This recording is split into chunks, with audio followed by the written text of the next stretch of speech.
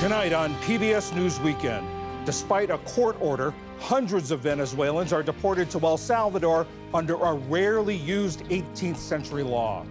Then the DOGE layoffs at the FAA and what they could mean for aviation safety. And after a week of climate change rollbacks at the EPA, the evidence of rising global temperatures that is alarming scientists. We are already seeing truly dangerous climate consequences, and they will just get more and more dangerous if we continue down this road.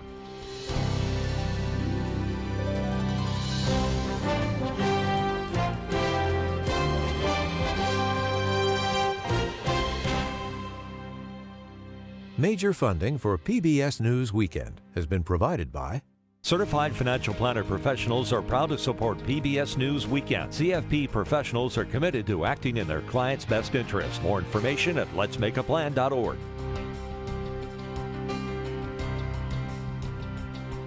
the ongoing support of these individuals and institutions.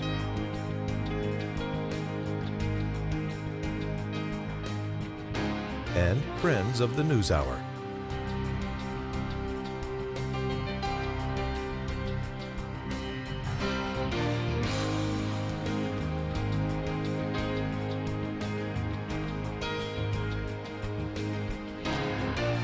This program was made possible by the Corporation for Public Broadcasting and by contributions to your PBS station from viewers like you.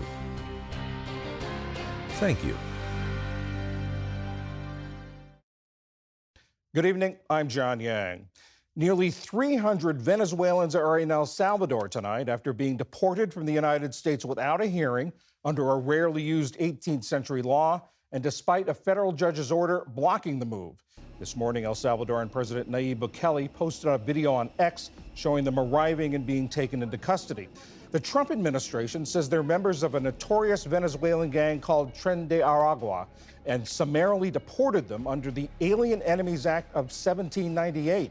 They landed in El Salvador just hours after a federal judge blocked the administration from using that law to deport anyone and ordered any planes that had taken off to turn around. Catherine Jan Ebright is a counsel at the Brennan Center for Justice. Catherine, what do you make of that? The judge said these planes had to turn around, and clearly they didn't. I think that's a real challenge for the rule of law, our system of checks and balances. I do think that part of this is that this is a district court, not a court of appeals.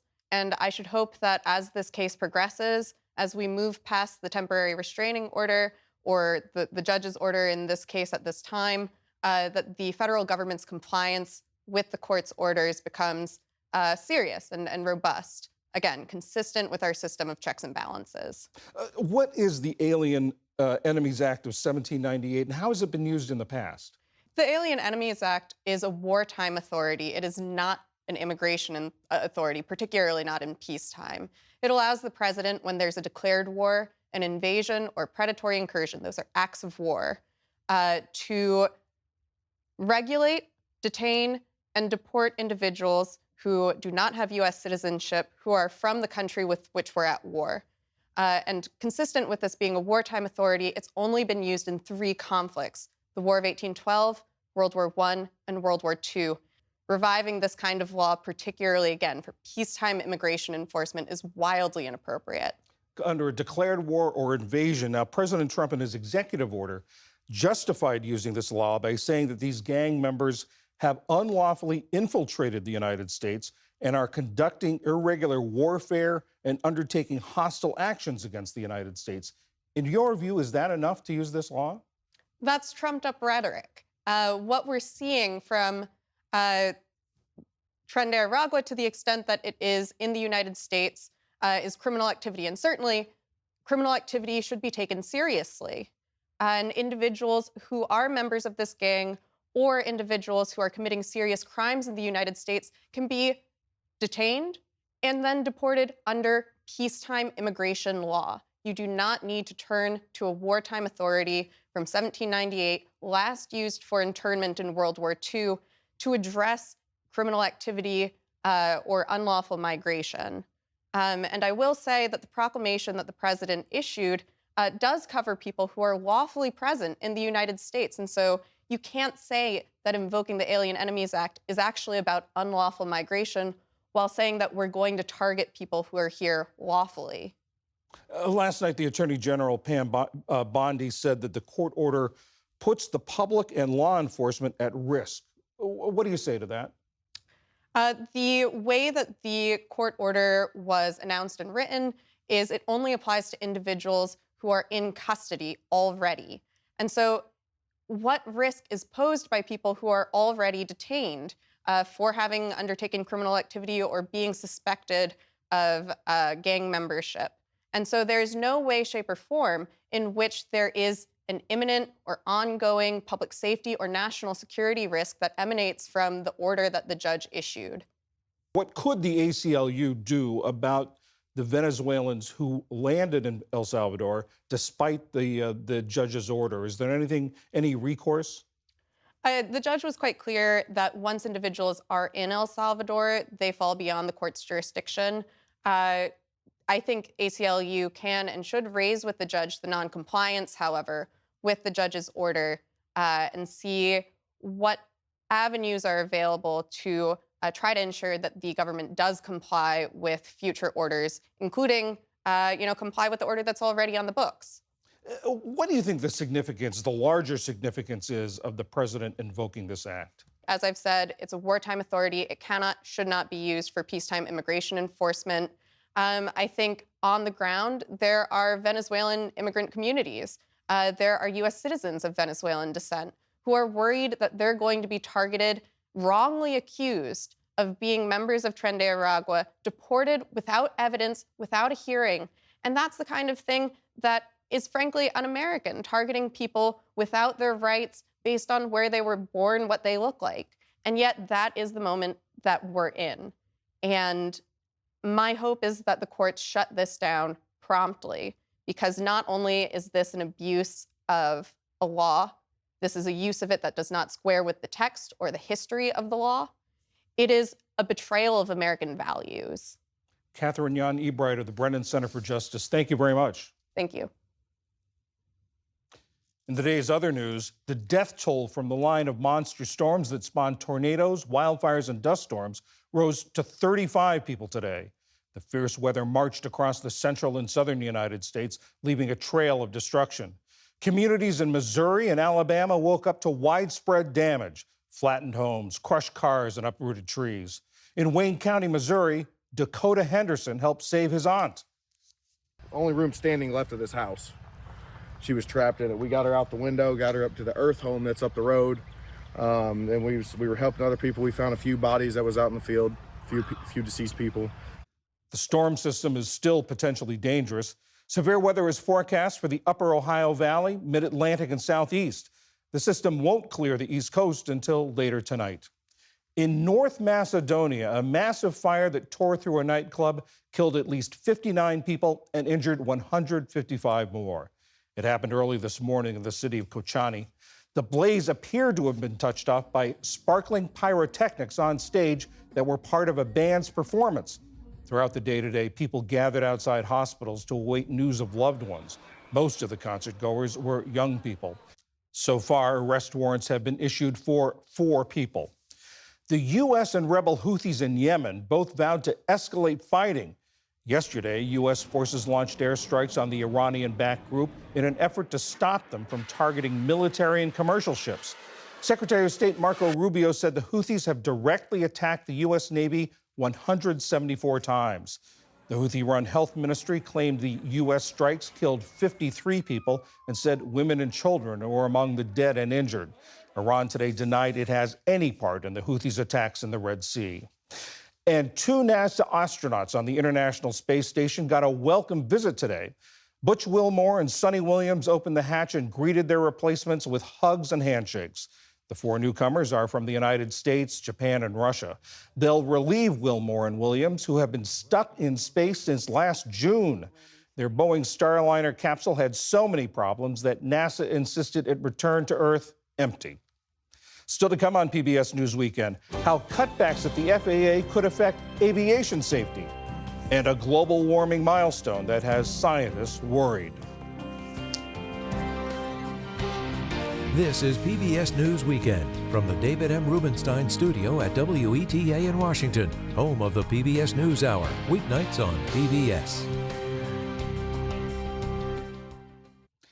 President Trump's drive to shrink the federal workforce has touched about every agency, including the FAA, which is responsible for air safety.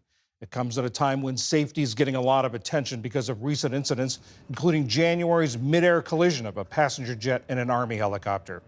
An Associated Press NORC Center for Public Affairs poll last month found that 64% of Americans questioned said flying is very safe or somewhat safe. That's down from 71% last year. Isaac Stanley Becker is a staff writer for The Atlantic. The headline on his story in the last issue is "The FAA's troubles are more serious than you know." Isaac, what's the scale of the layoffs at the FAA? How big are they? This is still taking shape, and the primary two ways that the workforce is being reduced is through the dismissal of probationary employees and then this offer of early retirement that we saw at the end of January.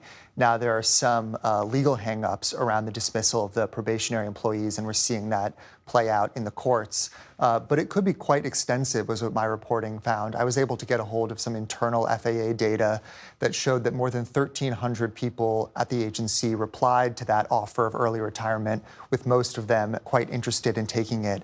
And that included some people in quite critical safety roles: aviation safety technicians, assistants, quality assurance specialists, engineers, and people who do a lot of the really important background work that helps those frontline safety workers do their jobs correctly and accurately.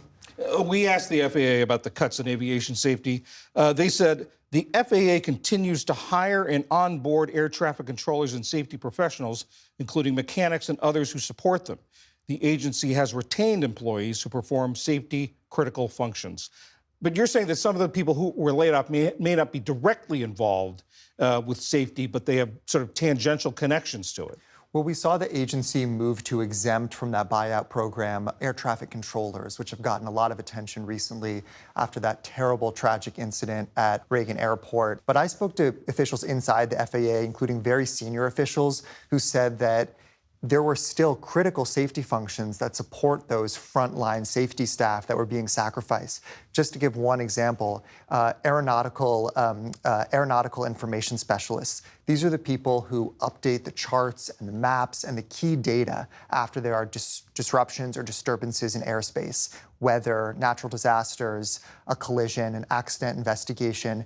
And what I found is that through the combination of that buyout program and the dismissal of probationary employees, about 12% of those people have either left the agency or are poised to leave the agency. And that's a really important role. So it's encouraging that the FAA has taken steps to retain air traffic controllers and even do some additional hiring. But I think it's worth considering some of the other less well-recognized roles that are being sacrificed amid all of this. How concerned are the people you talk within the agency about those layoffs? What I'll say is this: I think that they are concerned.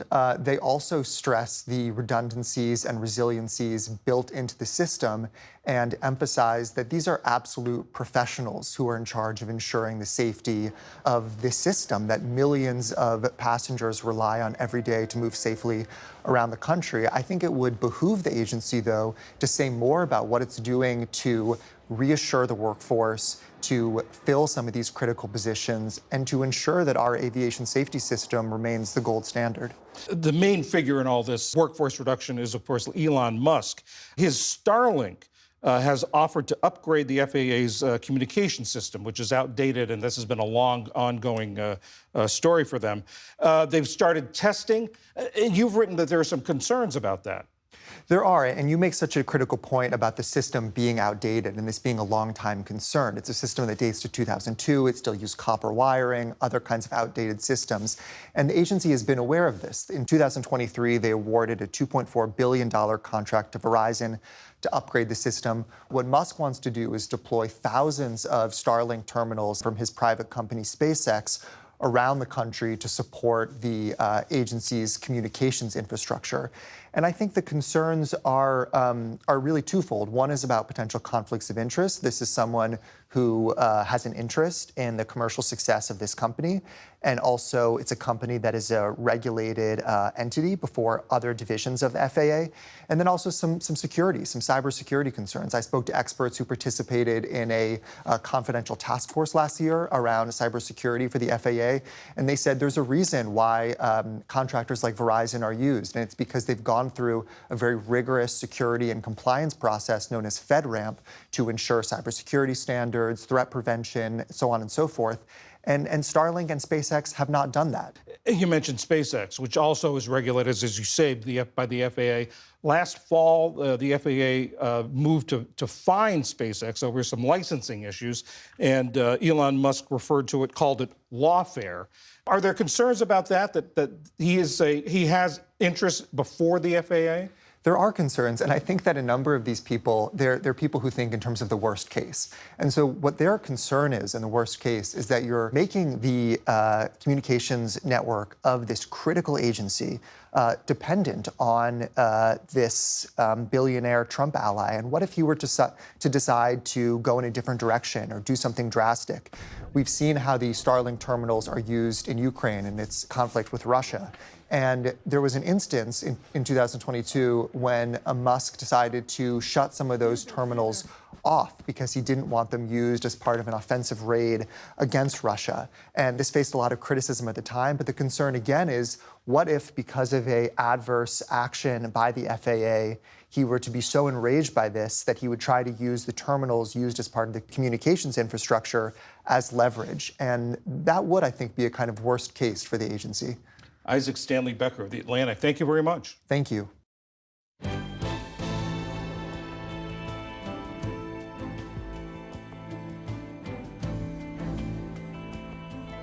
This past week, the EPA said it is reconsidering the scientific finding that greenhouse gases are a danger to public health. That finding has been at the center of this country's fight against climate change.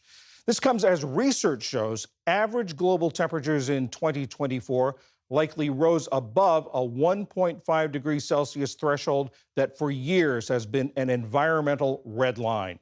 Ali Rogan spoke with Michael Mann, the director of the Center for Science, Sustainability, and the Media at the University of Pennsylvania. Michael, thank you so much for being here. Simply put, how big a deal is it for the planet to exceed this 1.5 degree threshold? Well, it's a big deal, but it should be put in context. What happened this year was that we had an El Nino event. It's a natural warming event that adds to the global temperature. So it boosted it temporarily above that 1.5 Celsius mark. What we're really concerned about is when the trend line itself crosses 1.5 Celsius, roughly 3 degrees Fahrenheit. And that'll probably happen in little more than a decade if we continue on this current course. And so I sort of liken it to, here in Philadelphia where I live, if you get a 50 degree or 60 degree day in late February, it doesn't mean winter's over, but it's an indication that the end of winter is probably coming. This is an indication that we're getting perilously close to this very dangerous threshold. And what happens if we do continue to exceed this number? That'll be a sign that things are continuing to move in that direction in a more permanent way, right? Yeah, and so, it's not like a cliff that we go off at that level of warming. It's more like a dangerous highway that we're going down. Every bit of additional warming makes things worse, but conversely, every bit of warming that we can prevent makes things better. And so it's important for us to, get off the burning of fossil fuels as quickly as we can, limit warming as much as we can. And this is just an indication that we are, headed towards ever more dangerous levels of climate change. And what is it about that 1.5 degree change? I've read that it's not so much that number itself, it's that more about what it represents. Is that correct? It is, because it's a continuous scale. And, the devastating wildfires we've seen out west, the hurricane season, the tremendous flooding that we saw in parts of the southeastern U.S., the mortality that came with that.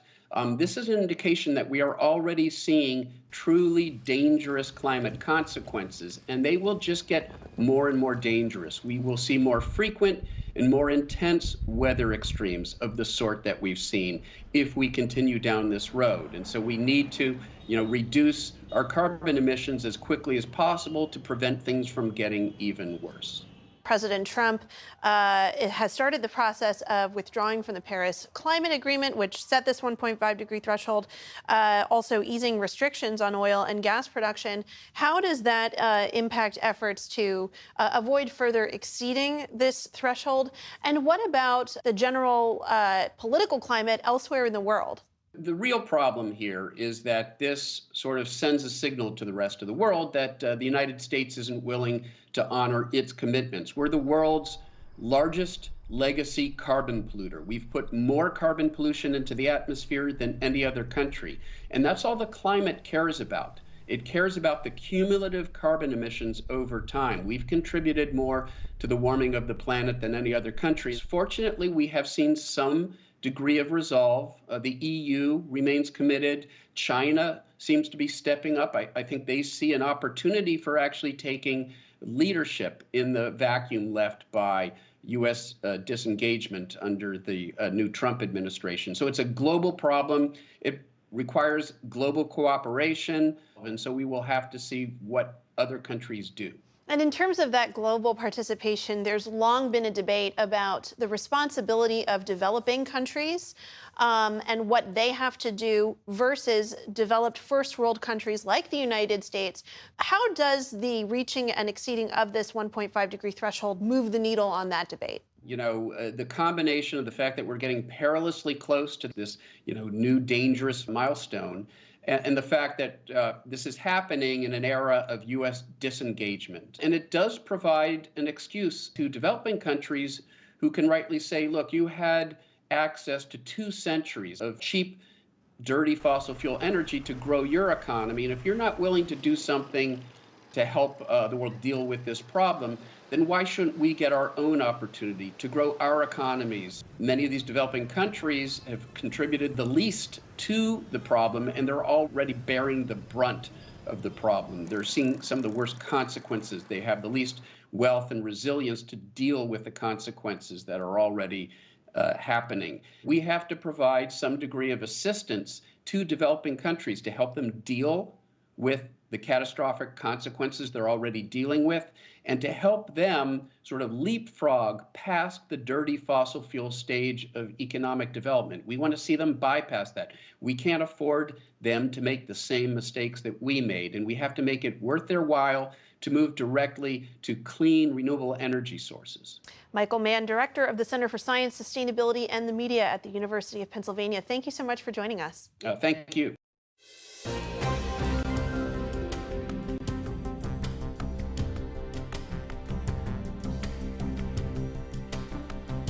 And that is PBS News Weekend for this Sunday. I'm John Yang. For all of my colleagues, thanks for joining us. Have a good week.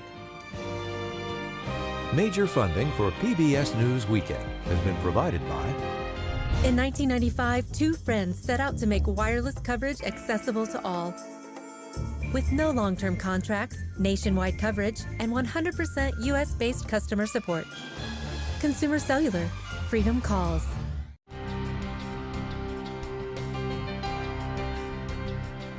The ongoing support of these individuals and institutions.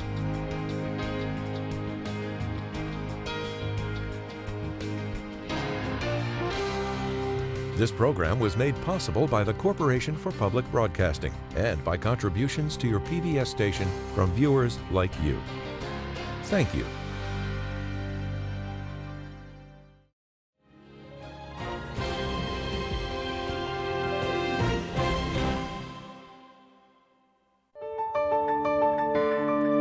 You're watching PBS.